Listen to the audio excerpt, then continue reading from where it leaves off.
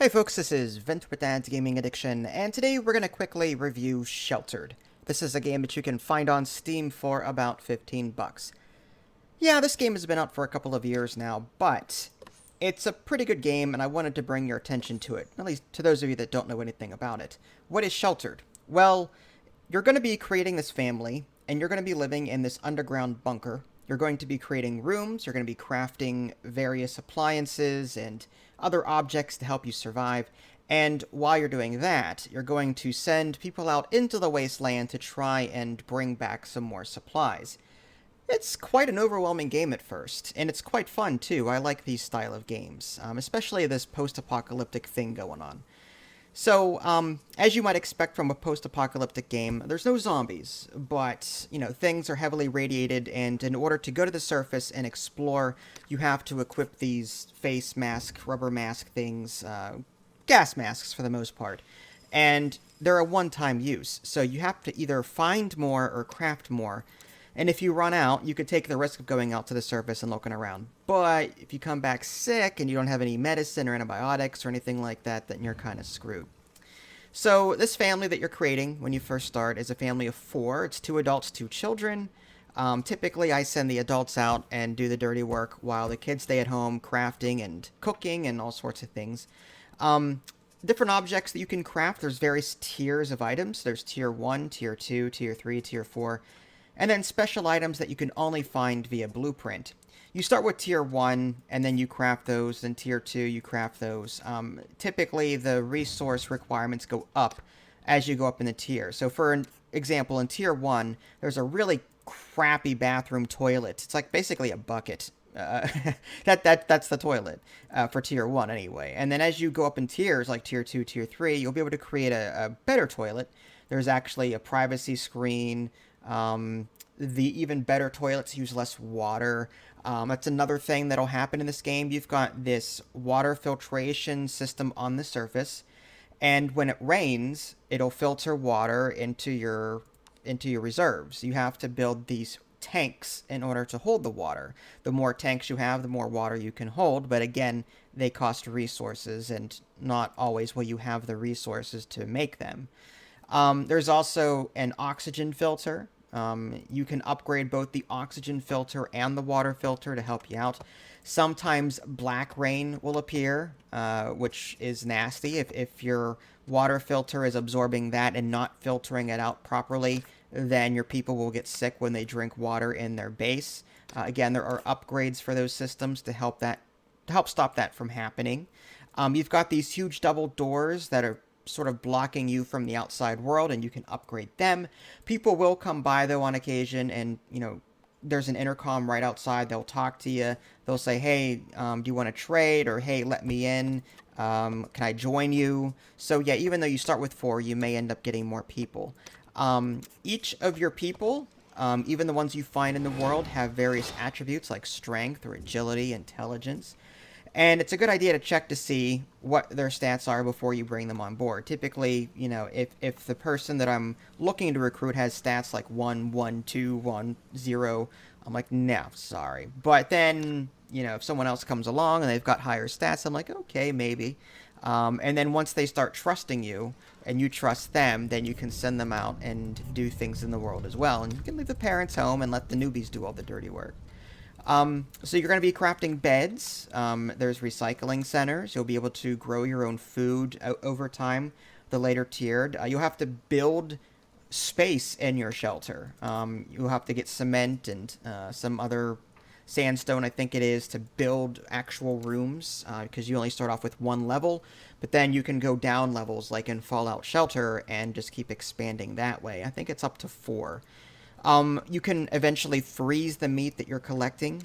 You can build snare traps on the outside, and animals will walk by and get caught. And you can save that meat for cooking later. There's beds. They have to sleep in beds on occasion. It's like The Sims. They have to satisfy needs like hunger, and there's sanity. So you can find toys and stuffed animals or coffee. Various things to keep your people sane. There's a cleaning station. Your station or your shelter will get dirty, and most of what you're doing, showering, cleaning, they'll all use water, so you kind of have to pick and choose when you're going to do that. Even sending people out on expeditions costs water. So what I like to do is I like to wait until my water is full, wait till it starts raining, and there's an overflow of water. Then I send people out into the wasteland. That way I'm not wasting water, and the water reserve will fill back up because it's currently raining. Now, there are multiple difficulty levels, though. So the easier the game is, the more likely it is it will rain, but there are periods of time in a harder setting where you'll run out of water and it won't rain for days and you're stuck. I mean, you can find water in the wasteland. They're like bottles of water. But primarily, you want a lot of rain storage because when it does rain, you want to fill up on it to last for several days. Yeah, there's so much that you can craft in this game and so much that you can do. And there's even a vehicle that you can fix and put together, and that'll make your runs a lot more smooth.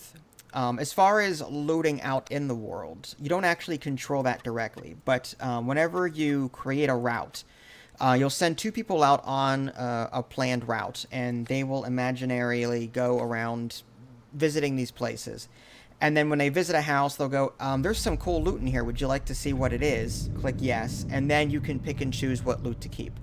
On occasion, there's an encounter. It might be a wolf. It might be another hostile person out in the wasteland, or someone that's just looking to trade or even join you. So you'll have to resolve those appropriately, or however way you want to. You can set up base defenses. There's even weapons to find, melee weapons, ranged weapons like pistols, shotguns. You can set up like this turret, I think, in your base.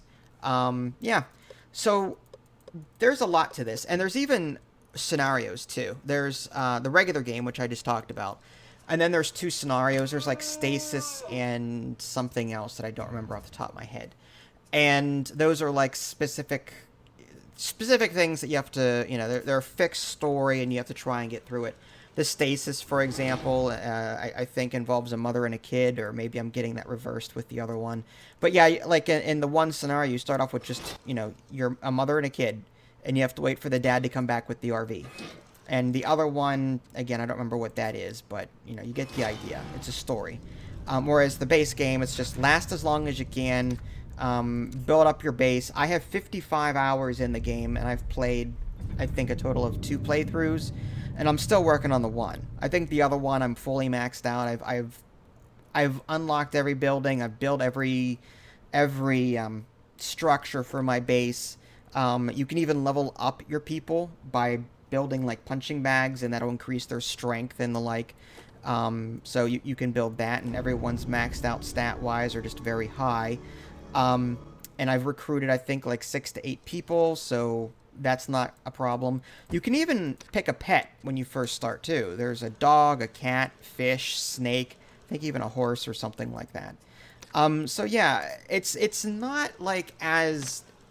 It's not as, like, in-depth or meaty as, say, 7 Days to Die, where, there's a lot of crafting going on, and there's zombies and stuff. This is more of a survive the apocalypse without the zombies, but your worst enemy in this game is going to be food and water and keeping your people sane and happy.